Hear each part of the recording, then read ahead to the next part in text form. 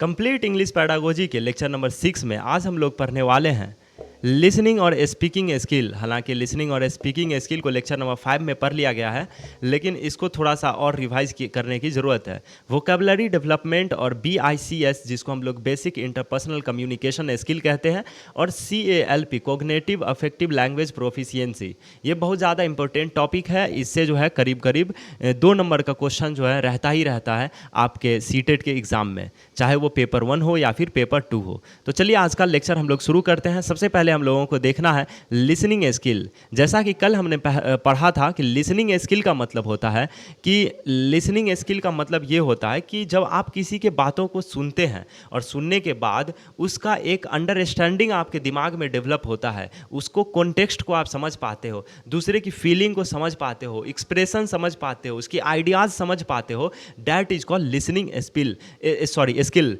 आपकी listening skill बढ़िया है या नहीं है, ये तब पता चलता है जब आपकी अंडरस्टैंडिंग बढ़ती है किसी और की बात को सुनने से।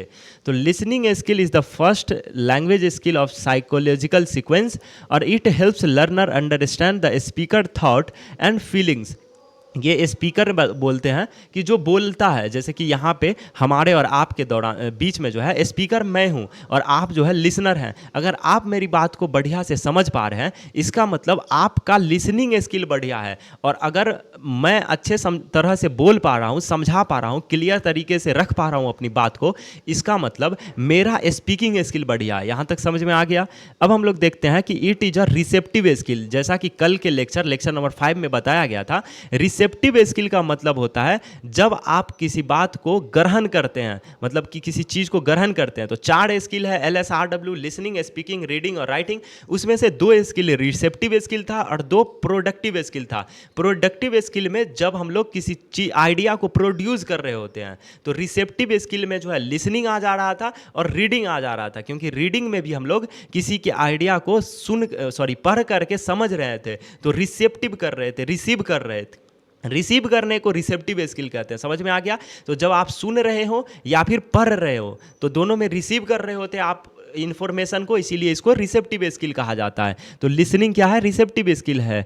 Listening support speaking and comprehension, यहाँ तक समझ में आ चुका है। अब है स्पीकिंग स्किल। स्पीकिंग स्किल का मतलब है कि अपने आइडिया को, थॉट को या फिर फीलिंग को बोल करके समझा देना। तो speaking helps learner express their on feelings and ideas. It is a productive skill, क्योंकि यहाँ पे हम लोग कुछ प्रोड्यूस कर रहे होते हैं। स्पीकिंग स्किल में मैं अगर बोल रहा हूँ तो अपने मन से कुछ कुछ बोल रहा हूँ, that is called productive skill, you know. उसके बाद आगे बढ़ते हैं कि speaking comes after listening in the natural sequence of language learning. जो स्पीकिंग है वो कब आती है? जब आप सुनते हो किसी की बात को, उसके बाद आपका बोलने का कुछ मन करता है। जैसे कि एग्जाम्पल के तौर पे मैं आपसे पूछूंगा कि भाई तुम्हारा दिन कैसा जा रहा है, या फिर बहन तुम्हारा दिन कैसा जा रहा है, तो उसके बाद ही तो आप आंसर दोगे ना कि या I am fine, I am little feeling shy, इस तरह से कुछ कुछ बोलोगे आप। तो इस तरह की चीज़ें तब आएंगी जब आप किसी की बात को सुनोगे। It's builds confidence and communication ability. जब आपकी स्पीकिंग स्किल बढ़िया हो जाएगी, लिसनिंग स्किल बढ़िया हो जाएगी, तो आपका कम्युनिकेशन एबिलिटी भी बढ़ेगा। कम्युनिकेशन एबिलिटी कहते हैं कि बातचीत करने को, यानी कि आप कुछ अपना फीलिंग्स उसको दे रहे हो और उसका फीलिंग्स आप अपने अंदर ले रहे हो, इसको हम लोग कहते हैं कम्युनिकेशन। तो लिसनिंग एंड स्पीकिंग स्किल पे थोड़ा सा और डिस्कस कर लेंगे कि listening comes first then speaking. कह रहा है कि लिसनिंग जो है पहले आएगा, उसके बाद स्पीकिंग आएगा। ठीक है, इस बात को तो हम लोग मानते ही हैं। Children first understand language before using it actively. कह रहा है कि एक बच्चा जो है वो पहले लैंग्वेज को सीखता है। मतलब क्या कह रहा है? चिल्ड्रेन फर्स्ट अंडरस्टैंड लैंग्वेज, यानी कि लैंग्वेज को पहले वो सब समझता है, उसके बाद ही उसको यूज़ कर पाता है। बिल्कुल सही बात है। जैसे कि हम लोग वर्ड वगैरह सीखते हैं शुरू में, तो ऐसा थोड़ी है कि जो वर्ड आपको आ रहा है सारा का सारा वर्ड आप यूज़ कर देते हैं। नहीं, बहुत सारा चीज़ ऐसा है, जैसे कि इंग्लिश में कोई बोल रहा है, बहुत सारे लोगों के साथ ये प्रॉब्लम होता है कि जब आप इंग्लिश सुनते हो तो आपको समझ में आ रहा होता है, कोई इंग्लिश में भाषण दे रहा है, आपको समझ में आ रहा है, लेकिन आपको जब बोलने के लिए कहा जाता है तो आप बोल नहीं पाते हो। यही चीज़ यहाँ पे कहा गया है कि चिल्ड्रेन फर्स्ट अंडरस्टैंड लैंग्वेज, यानी लैंग्वेज को वो समझता है, उसके बाद वो धीरे धीरे बोलना सीखता है। Both skill are important for daily communication. Listening भी और स्पीकिंग भी, दोनों का दोनों जो है डेली कम्युनिकेशन के लिए बहुत ज़्यादा इंपॉर्टेंट है। As we know, teachers should give learner chance to listen and speak in a meaningful situation. हम लोगों को एज अ टीचर के रूप में अपने बच्चों को ये मौका देना चाहिए कि वो ज़्यादा बोल सके और ज़्यादा सुन सके, यानी कि ग्रुप डिस्कशन वगैरह करने की बात की जा रही है, या फिर एक्टिव पार्टिसिपेशन इन कम्युनिकेशन में की बात की जा रही है यहाँ पे। अब जो है वोकैबुलरी डेवलपमेंट देखेंगे। वोकैबुलरी का मतलब होता है शब्द भंडार, यानी कि वर्ड का बहुत ज़्यादा आपके पास जो है एक बंडल समझ लीजिए, डैट इज कॉल्ड वोकैबुलरी। आप समझ गए। वोकैबुलरी डेवलपमेंट मीन्स होता है कि learning and using words correctly. Vocabulary development किसी बच्चे में हम लोग तब कहेंगे कि हुआ है जब वो वर्ड्स यानी कि शब्द को अच्छे तरीके से समझ पा रहा है। जैसे कि आप कोई वर्ड बोलते हो, उसको वो समझ पाता है और उसको यूज भी कर पाता है, तो इसको हम लोग वोकैबुलरी डेवलपमेंट कहेंगे। अब यहाँ पे दो तरह का वोकैबुलरी है, एक है पैसिव वोकैबुलरी और एक है एक्टिव वोकैबुलरी। अब एग्जाम्पल के तौर पे हम आपको समझाना चाहेंगे कि जैसे कि बहुत सारा वर्ड होता है, जब हम बोलेंगे तभी आपको याद आएगा। जैसे कि अनार का इंग्लिश में क्या होता है, अनार को पोमीग्रेनेट कहते हैं। तो ये जब हम बोलेंगे तो आपको अरे यार पोमीग्रेनेट मुझे याद था। इसको हम लोग कहते हैं पैसिव वोकैबुलरी, जिसका मतलब होता है कि आपको उस वर्ड का मतलब पता है, आपको कोई बोलेगा तो आप समझ जाओगे, लेकिन आप अपने लैंग्वेज में जब आप बोल रहे होते हो तो उसको यूज़ नहीं करते हो बहुत ज़्यादा। इसी तरह से जब इंग्लिश का बहुत सारा वर्ड आप बुक में पढ़ते हो तो आपको समझ में आ जाता है, बुक का सारा चीज़ समझ जाते हो, क्योंकि वो आपके पैसिव वोकैबुलरी में है। एक्टिव वोकैबुलरी का मतलब होता है जिस वर्ड वगैरह को आप यूज़ करते हो फ्रीक्वेंटली अपने वर्ड में जब बोल रहे होते हो। जैसे कि अभी हम आपसे बात कर रहे हैं तो बहुत सारा वर्ड है जो मैं यूज़ नहीं करता हूँ, लेकिन इसका मतलब ये नहीं है कि वो मुझे पता नहीं है। हाँ, जब आप बोलोगे या फिर हम पढ़ेंगे तो वो समझ में आ जाएगा, उसको हम लोग पैसिव वोकैबुलरी कहते हैं, और जो बोल रहे हैं उसको एक्टिव वोकैबुलरी कहते हैं। समझ में आ गया। तो पैसिव वोकैबुलरी इंक्लूड वर्ड्स और learner can recognise and understand but may not use easily. Okay, अब एक्टिव वोकैबुलरी है इंक्लूड वर्ड्स और learner know and use confidently. यहाँ तक समझ में आ चुका है।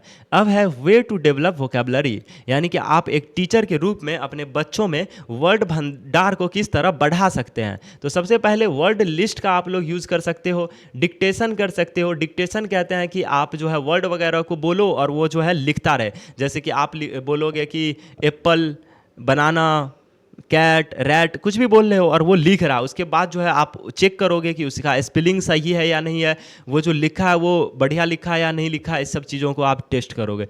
तो उसके बाद क्रॉस वर्ड है और use vocabulary in a real communication for better learning. Real communication का मतलब होता है कि बातचीत करके बच्चों से जो है आप बहुत ज़्यादा इंटरेक्ट करोगे अपने क्लासरूम में और क्लासरूम के बाहर, यानी करिकुलम के हर एक फेज़ में आप जो है वोकैबुलरी सिखा सकते हो अपने बच्चों को। अब वोकैबुलरी है कि पैसिव एंड एक्टिव वोकैबुलरी, जो कि मैंने ऊपर पढ़ाया मतलब अभी बताया है। तो पैसिव वोकैबुलरी में और एक्टिव वोकैबुलरी में क्या अंतर है। Passive vocabulary is larger than active vocabulary in many learners. Active vocabulary is more useful in speaking and writing.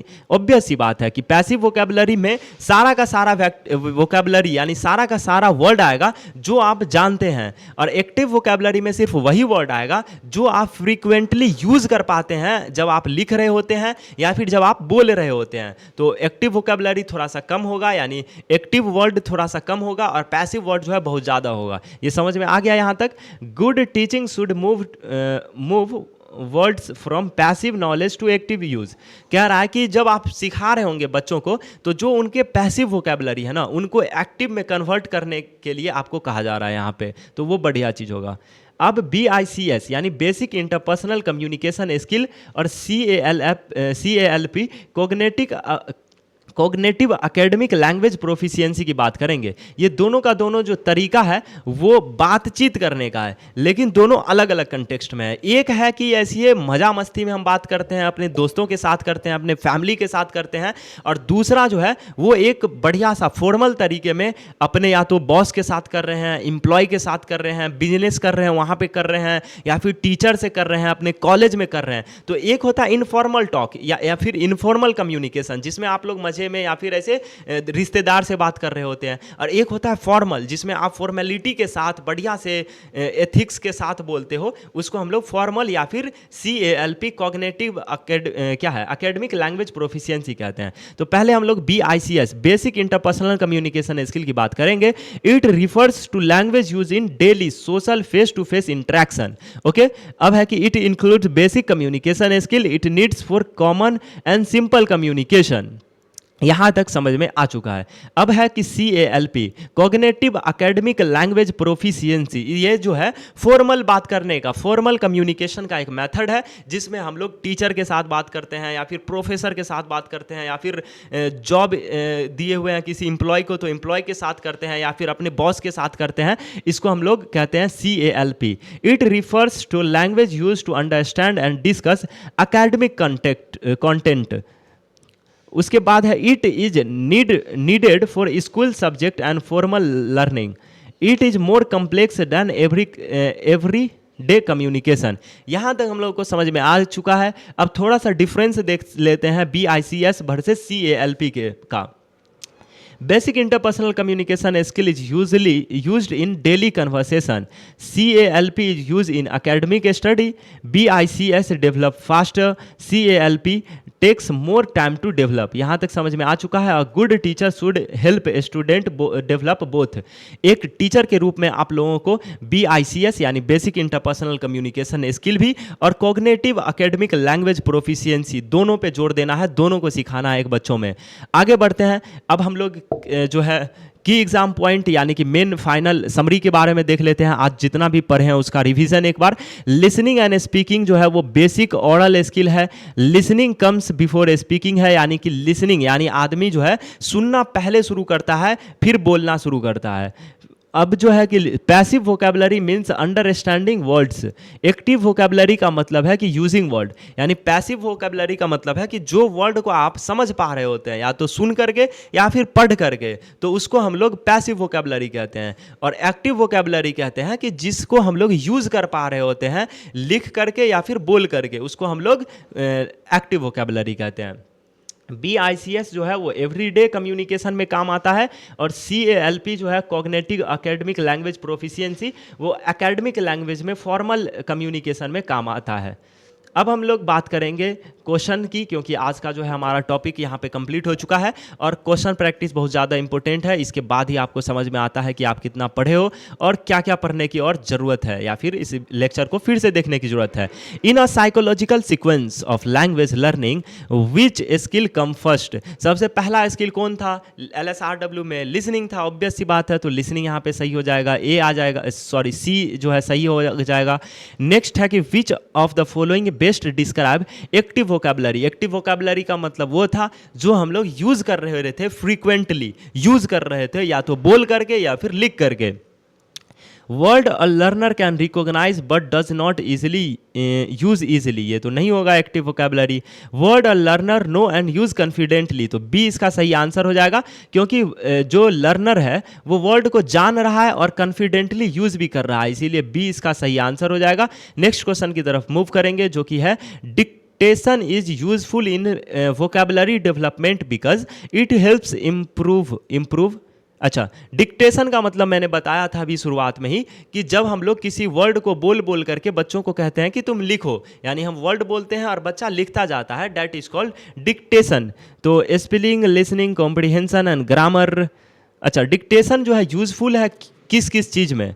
तो ओनली रीडिंग में, ओनली स्पीकिंग फ्लुएंसी में, ओनली हैंड राइटिंग में? बिल्कुल नहीं, स्पेलिंग भी बढ़ाएगा, लिसनिंग कॉम्प्रिहेंशन भी बढ़ाएगा और ग्रामर भी बढ़ाएगा। इसीलिए जो है ए जो है इसका सही आंसर हो जाएगा। हम लोग ऑप्शन नंबर ए के साथ जो है आगे बढ़ जाएंगे नेक्स्ट क्वेश्चन की तरफ, जो कि है चौथा, BICS stand for basic interpersonal communication skill. तो बेसिक इंटरपर्सनल कम्युनिकेशन स्किल, ए सही हो जाएगा यहाँ पे फिर से। और ए के साथ हम लोग नेक्स्ट की तरफ बढ़ेंगे, जो कि है CALP refers to the language use mainly for academic language learning and subject knowledge, यही होना चाहिए। सिंपल तो होगा नहीं, एवरीडे नहीं होगा। Imitating sound in early childhood, ये भी नहीं होगा। तो बी इसका सही आंसर हो जाएगा 5 का। और इसके साथ आज का हमारा जो है टॉपिक लेक्चर नंबर 6 कंप्लीट हो चुका है। नीचे में कुछ कुछ जो है आंसर दिया हुआ है, अगर आप मिलाना चाहते हैं तो मिला लीजिएगा।